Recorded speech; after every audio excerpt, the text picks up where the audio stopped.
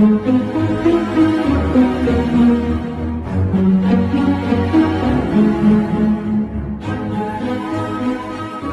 aujourd'hui, on a avec nous Madame Ellen Dorsey, qui représente l'Institut Wallace. So, welcome to our program. You are Ellen Dorsey. So I will start with the basic and find out who you are and what is the institution that you belong to.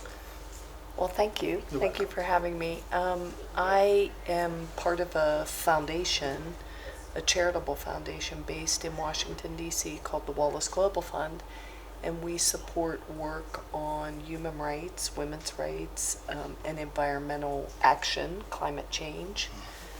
We support work globally, but we have a particular focus on Africa, sub-Saharan Africa. And we see the world through social movements as being a primary vehicle for social change. And so we try and support with resources social movements to help them strengthen and achieve their goals. That's how I ended up coming to supporting the second social movement, Baraza. What did I will focus on you because you're here. What did motivate you to support the African struggle? That's so interesting. Well, both personally and the foundation I work for have a history of doing African solidarity work. I actually cut my own activist teeth in the U.S. in supporting the anti-apartheid struggle in South Africa, and the inspiration that I achieved from being part of that movement framed my thinking, and I have been engaged in many political struggles around the world as an activist and as a funder. And the foundation I work for has been committed to supporting work in Africa for 25 years. Mm-hmm. And that is beautiful because I know about your work during apartheid. You help a lot of Africa, and the result is here today. It's a beautiful country, free. What do you feel after such a struggle and come to today's day? Is it a feeling of satisfaction, feeling of hope in terms of other problematic in Africa, and that like you did today with the forum today, you accompany Trust Africa? Will you say that with this experience, you have hope that the situation turned to be also a beautiful experience long term in Africa? You know, I think anyone that's engaged directly in social change or supporting social change must be hopeful. It's the nature of being an activist. You believe deeply in the power of people to change systems that oppress them, to work for justice. So this is such an inspiring event because there are so many leaders from across the continent that are, despite enormously challenging circumstances, are building movements that are standing up to oppressive governments, to standing up to exploitive corporations, and showing a pathway for a more just and prosperous future. And all around the world, people need the inspiration of successful movements, so they have the courage and power to become activists in their own context. So I feel so honored to be here and to be so inspired just listening to the conversations and the sharing of information and the solidarity, the strategizing around collective action. It is beautiful. Through your eyes, you've been here before. We are in the 21st century, 2022. Would you say that there's a drastic change and growth in terms of Africans looking for more freedom and more democracy, or it's not different than before? I think it's innate in human existence to want freedom, basic rights, and there are always struggles to achieve freedom and human rights in the context of greed and abuse of power, which happens all around the world. And what I think is so critical to think about now is the urgency, because this is the most consequential decade in human history, given climate change. Climate change is an accelerant of every other challenge and crisis the world faces. And we have a decade or less to turn the trajectory that we're on to avert the worst catastrophic impacts. So while that sounds terrifying, the need for dramatic and urgent change has within it the opportunity for profound change to bring about societies that are more just, more equitable, and for more people to participate in the economy, access to clean energy, to defend clean water, the things that are really going to be threatened by climate change. Yeah, you come with Trust Africa, a beautiful initiative. We see a lot of social movement. How do you feel about that in terms of how the people of Africa stand today from themselves, by themselves, and come and join themselves in South Africa to basically see the way forward and work together?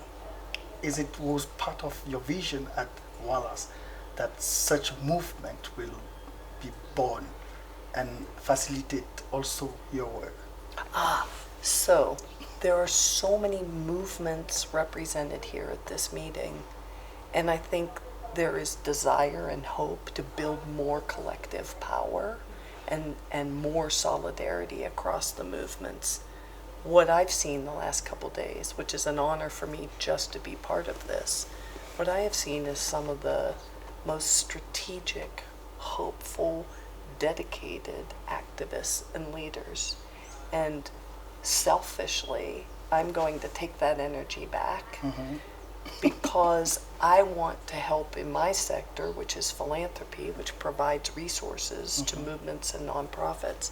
I want to take that back and say, we must raise significantly larger resources. If we believe this is the most consequential decade, then we have to act like it. And we have to put real resources into a place that receives less resources. Africa receives less philanthropic resources. So that has to be changed.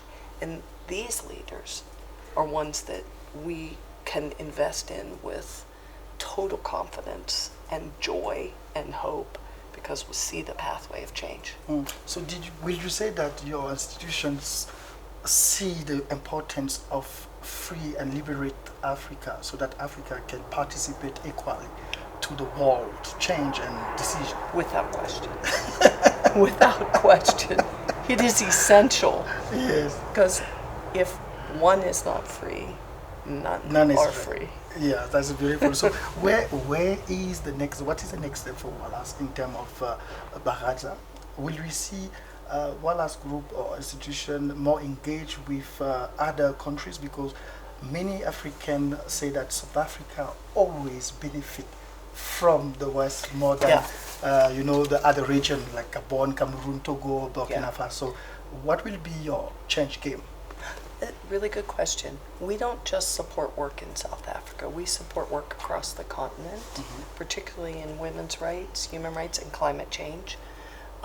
So I think what's important to know is a funder of social movements needs to take the lead from the movements. What are the movement strategies? What are the movement's needs? How do we help support and grow those movements? So that's what my task is, to figure out both how we can do that more effectively, but also get other peers to see the opportunities here and to resource it at scale to be successful. Yeah, but we speak about, I would like to touch the capacity. Yeah. You know, British colony have the advantage to have the skills to pull up and organize, strategize their organization. If you go in most African francophone country, these skills is not available. How will you see your organization have an impact on that, to teach them the skill, how to will organize and strategize so that they can meet you halfway. Because I think the challenge in those regions is how to reach to you and in which stage they need to reach to you. So what will Wallace can do for them? Well, that's huge, and I wouldn't say there's a simple answer to that, but we have to look long term about building capacity. That requires political education, that requires organizing, that requires structures for reaching people, that requires resources. So my role is philanthropy. That's helping to provide resources, right? And helping to grow the resources. And if we really do believe we have this period of time, 10 years, that are urgent, then we have to begin now. And the Baraza, one of the things that I'm hoping will come out of this is an agenda for collective action, and then an agenda for raising resources, a call, a demand to put resources so that that capacity can be met, so that the hardest to reach places can be reached. Yes. Why I will I'm stuck on that is because you see the capacity and accessibility of the news and information mostly are in English. And you can see, for example, in this forum, the difficulty for francophones to sometimes engage and affiliate themselves to the speed. So will we be seeing your organization being able to switch also this barrier in language and offer maybe French platform who will allow the processes, like you say, you're starting now, but you need to think about that, and also touch the most needed in terms of what I like in South Africa, they call it Venek, what is autochthon language. Will we see your organization thinking about also be able to penetrate these people who are also in need and really in need of your assistance?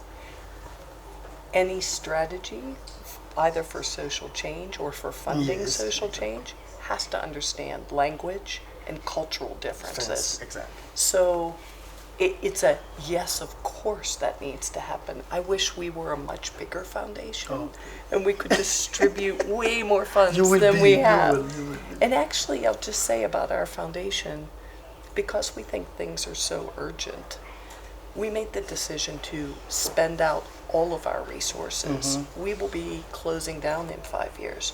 We've put everything into the field. We're not trying to stay around forever.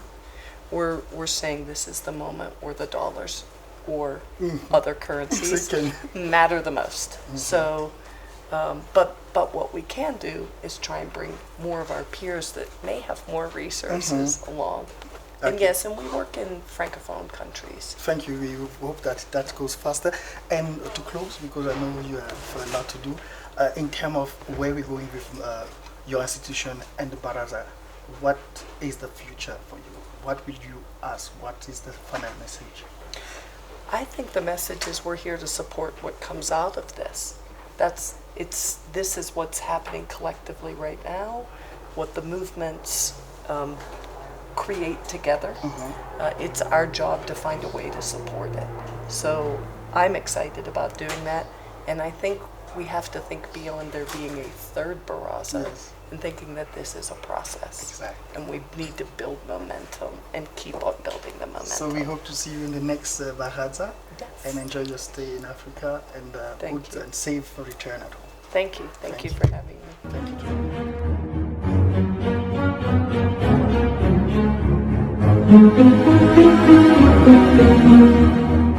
you.